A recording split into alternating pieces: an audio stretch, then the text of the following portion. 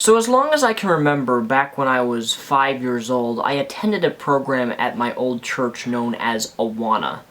Awana basically went all the way up to age, I believe it was 17 and 18. You started in you started in Cubbies, then Sparks, and then another group, and then you would go to the high school group or whatever. And basically you would have a book, and this book would be verses that you would have to memorize for the entire week of the Bible. And I got all of my badges when I was 5 or 6 years old. I memorized all the verses I was supposed to, moved up to Sparks, and I would get little pins that say Daniel Sulzbach, memorized all of these verses. And I did this up until I was about 15 years of age. And I had hundreds of Bible verses memorized, and I still don't even understand why I even attended this, much less why my parents wanted me to go to this, but nonetheless, I memorized hundreds of Bible verses from all of those Awana books from age like 5 all the way up till about age 15. But the reason I'm telling you that I memorized all these hundreds of verses back in the day was because today at college I ran into someone who I knew. This person knew that I converted to deism, and I honestly don't even understand how we got into this conversation. But he mentioned something to me.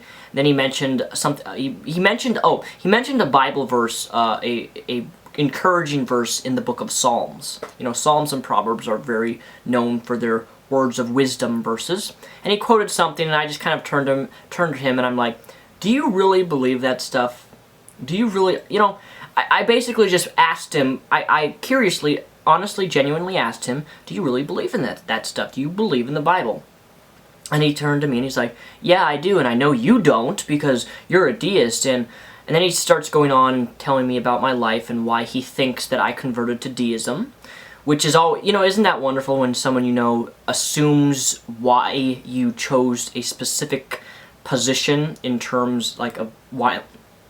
He thinks he knows why I converted to deism, but he was completely off basis for his assumptions about my life and the reasons why I left Christianity. But that's besides the point, but that's typical Christian tactics, is they assume they know everything about you. But that's besides the point. Somehow we got into discussion about the Bible, from me asking this question and then him responding to me. So he believes in the Bible, I didn't.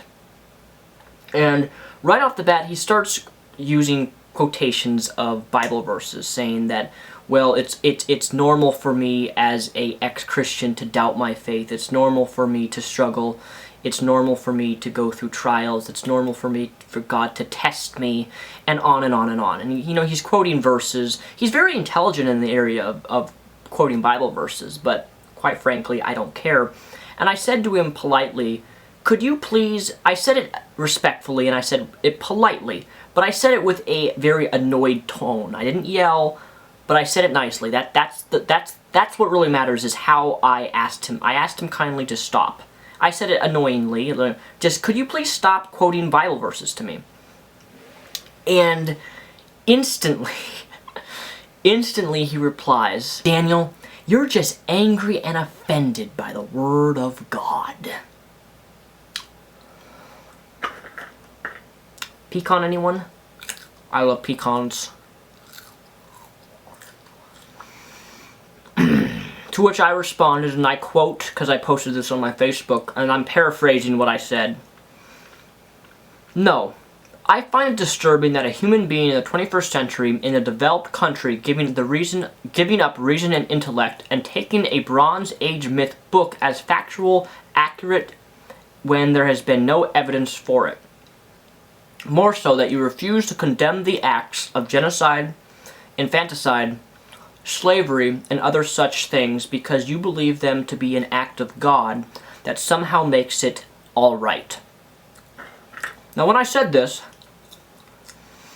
he instantly went into the rebuttal argument of justifying genocide, slavery, and other such things in the Bible. And I'll be making a video on this, addressing this in a later video, because it needs a whole topic. The circular argument that because God is moral, God can perform practically any act, such as condemning people to be killed, and it will be okay. You know, the whole theology God is moral, and if God does something outside his morality, I should say outside his nature, if God lies, then he cannot be God, because God cannot lie. God is truth. If God is not truth, God lies. If he does anything against his nature, he... Oh. Wrong tube. Oh. Sorry. Choking on a pecan. If God does anything outside of his nature, he cannot be God. Which, number one, I disagree with that. I believe a God can do something outside his nature and still be a God. Because, for many of you don't know, I'm a deist. And he's just, you know, he did the typical thing. He starts arguing for God being perfect, that God can't do anything wrong, and therefore the things that are commanded in the Bible or things that God allows in the Bible are therefore justifiable and perfectly acceptable. Now, at this point I just said I'm done, and I got on the bus, and the bus drove off. But the interesting thing is, and this is where I need your guys' help. I need help understanding this. Maybe someone will help me understand. I don't understand how certain Christians can justify the acts of genocide, slavery, and other such things in the Bible. You know, women being mistreated, women being treated less than a man.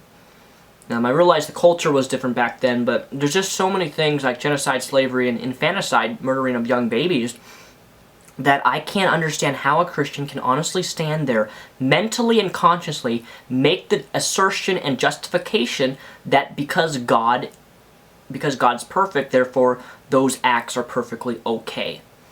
I don't understand it. I've been trying, you know, I'm a very open-minded person. I would like to see things from both sides, but somehow I can't understand how certain Christians can hold this position and justify those beliefs. Can someone tell me? Can someone explain to me the rationale for how someone can support slavery, genocide, infanticide, and their logic behind the theological nature of God, saying that because God's perfect and can't do anything wrong, therefore everything he does is automatically right?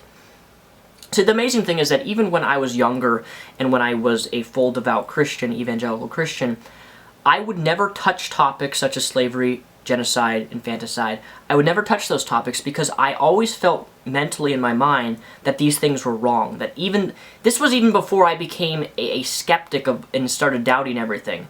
Mentally, I knew just in my back of my mind that these things that the Bible had in it were wrong.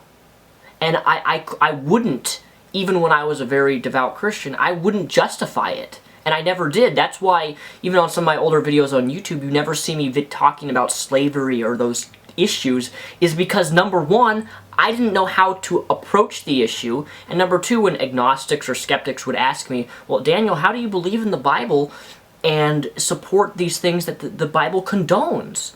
I couldn't answer it. I didn't know how to answer it, so therefore, that's why I never touched the subject. And